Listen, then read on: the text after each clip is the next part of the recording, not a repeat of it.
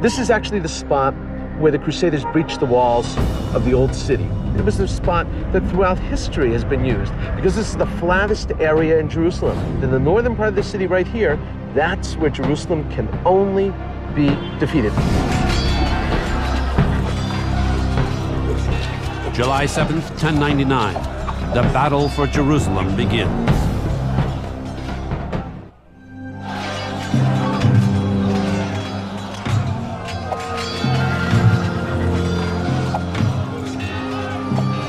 Jerusalem falls to the Crusaders on the 8th day of the campaign. The Jewish and Muslim defenders of Jerusalem are overwhelmed by Christian fanatics. The Crusaders turn their siege into a massacre. One Crusader sums up the moment. If you had been there, you would have seen our feet colored to our ankles with the blood of the slain. None of them were left alive. Neither women nor children were spared. Historians estimate that between 10 to 20,000 of the city's Muslims are killed. The Crusaders also burn a synagogue, killing many of Jerusalem's Jews who fled there for sanctuary. Jerusalem is so associated with the massacre of Muslims and Jews in that military triumph that it is tainted in history. It was seen as barbaric, uncalled for, and it created a great demand for revenge and retaliatory action. In the years following Jerusalem's fall, the Christians erect 45 churches, many built on the ruins of mosques and synagogues they have desecrated. But while the Crusaders build churches to save their souls, they also build fortresses to save their necks. The Holy Land, 1160 AD. 60 years after the siege of Jerusalem, the Crusaders have established 4 states in the Holy Land, protected by 60 strongholds of stone. Now, these castles are very strong, much bigger in many cases than the castles from the same period within Western Europe. A Crusader fortress, like Belvoir Castle, is designed as a self-contained mothership, built to survive the alien Muslim universe. Fortresses were built so that they could suspend and create for themselves total independence, even without assistance from the outside as they were being invaded. The Crusaders are low on manpower, so the forts are built with thick walls. How thick? Try 15 feet of stone blocks. This is a very typical gate from the Crusader period, a fortress that would be built with tremendously wide walls. For instance, this gate has a 5-yard width, which is tremendously powerful. Fitted with huge stone hinges, the castle doors close towards the outside and are locked with huge bolts to fend off enemy battering rams.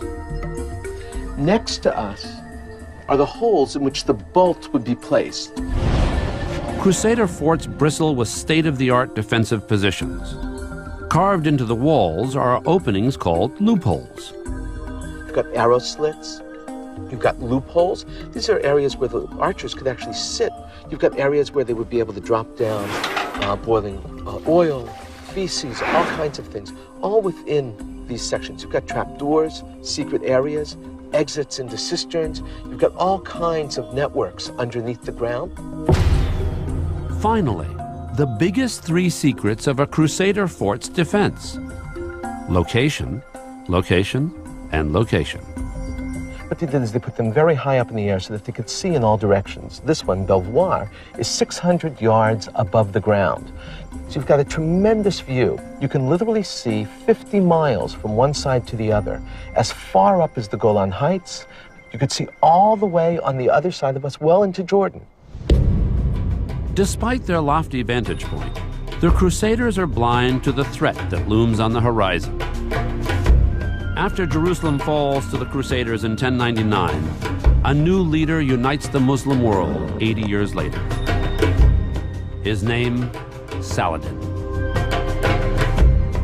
While Crusaders barely control the Holy Land, Saladin unifies what today are the nations of Egypt, Israel, Lebanon, Jordan, Syria, and northern Iraq. There is no modern political leader you can compare to Salahuddin.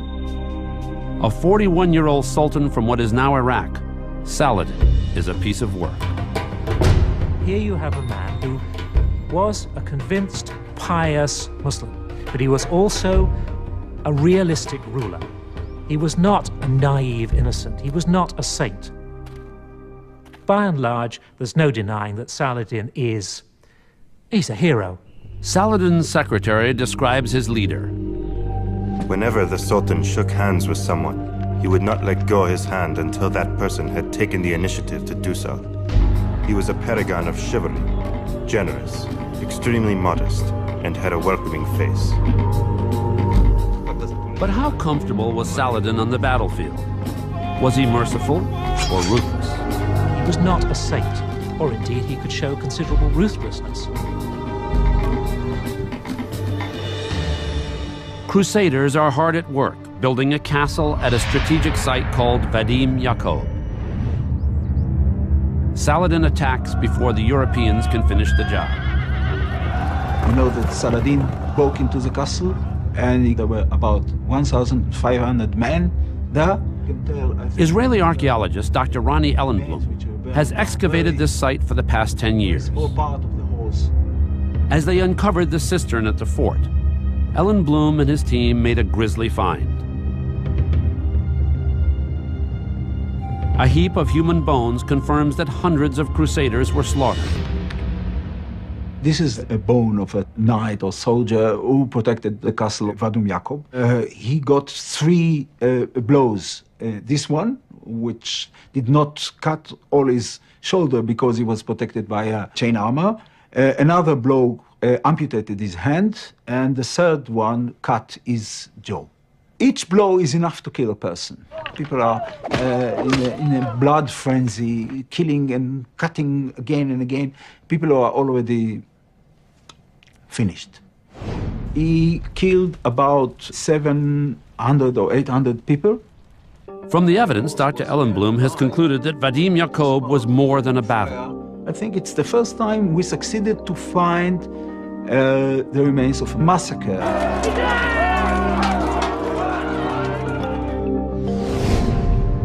Not all the bones found in the mass grave are human. Some belong to horses. Experts believe Saladin slaughtered them deliberately. It is a way to disgrace the Crusader soldiers. So far, we have found about 10 equids, 10 horses, and 5 complete skeletons dumped together in one big heap. The bones in the burial pit present a heap of questions as well. Maybe try to do as many measurements as possible for one teeth, and then we can compare it. Dr. Rivka Rabinowitz expected to find remains of mighty Crusader steeds. But she got a surprise, straight from the horse's mouth. We thought we'll find big horses, as the historical record said, but maybe we have a small horse or big mule. Is it possible some of the Crusaders' legendary mounts were only mules? We are not able completely to see the exact differences between the two species. So I think our next stage will be using the DNA analysis. For now, the skulls prove only one thing for sure. Saladin's victory at Vadim Yaqub cuts the Christians down to size. After the battle, a series of peace treaties between Crusaders and Muslims are signed and broken. When Crusaders attack Muslim pilgrims to Mecca, Saladin evokes an Islamic practice almost forgotten until then. He declares a jihad. Jihad is a declaration of holy war, and it's a holy war for defensive purposes. Saladin declares a holy war, and that's what unites the Muslims. What the Crusades succeeded in doing was reviving this aspect of jihad. 20,000 Crusaders learned this the hard way in 1187. When they confront the Muslim forces at a place called Hattin, death rains from the sky. The trap which Saladin sprung on the Crusaders was brilliant. The Crusader fighters were coming from this direction, making their way down below to the fresh water badly needed in the Sea of Tiberias. When they got to this point, the trap was sprung. Saladin sent out thousands of archers from this cliff face and shot arrows down at the Crusader army. Historians believe the mobility and accuracy of Saladin's archers were unparalleled. Today, at Hedingham Castle, David Nicole investigates those claims with the help of expert archer Stephen Race. Nicole's research shows it's not the size of your bow that counts, it's how you use it. There are certain military exercises using the bow on horseback at different targets. Long range, short range, standing still, moving horse, shooting at a target which is ahead of you, a target which is behind you. The Crusaders used 3 fingers to shoot their arrows. The Muslims launched them with 1 thumb only. The string is drawn back, and I'll do a dry loose here. Some historians have suggested that the thumb draw was more powerful than the finger draw. And some of the original sources, Arabic and Turkish written sources, seem to indicate this of the bow. Yeah, it's That's here. the working part stiff. To confirm the thumb draw's superiority, Nicole sets up a speed trap to find out. This machine ought to tell us how fast the arrows fly as they go between those antennae, and it registers in feet per second. First, the traditional 3-finger pull. Top speed, 116 miles per hour. Next up, the thumb draw. Definite point there, do you see? Yes, I do. And then when I loose, it's a much cleaner release than the 3-finger release on a string. 107, 110. So generally speaking, they are rather slower. Not a great deal, but which is contrary to what I expected. But I don't think you necessarily get a more powerful release. I think a lot of it's propaganda. You say you have a better weapon, Yes. you scare your enemy. Well, what were the others were? But the thumb release of Saladin's forces did provide a key advantage. So this is actually, so the thumb release is actually probably more efficient. Which would mean consistent range. Yeah. More accuracy. Even if Muslim archers were accurate, how could normal arrows possibly take out knights dressed in chainmail? Saladin's marksmen rode horses. At close range, the arrows of mobile archers had greater. If you had been there, you would have seen our feet colored to our ankles with the blood of the slain. None of them were left alive. Neither women nor children were spared. Historians estimate that between 10 to 20,000 of the city's Muslims are killed. The Crusaders also burn a synagogue, killing many of Jerusalem's Jews who fled there for sanctuary. Jerusalem is so associated with the... This is actually the spot where the Crusaders breached the walls of the old city. It was a spot that throughout history has been used because this is the flattest area in Jerusalem. In the northern part of the city right here, that's where Jerusalem can only be defeated.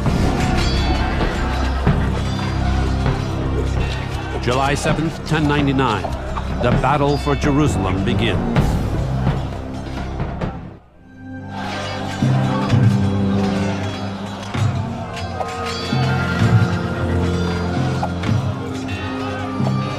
Jerusalem falls to the Crusaders on the 8th day of the campaign.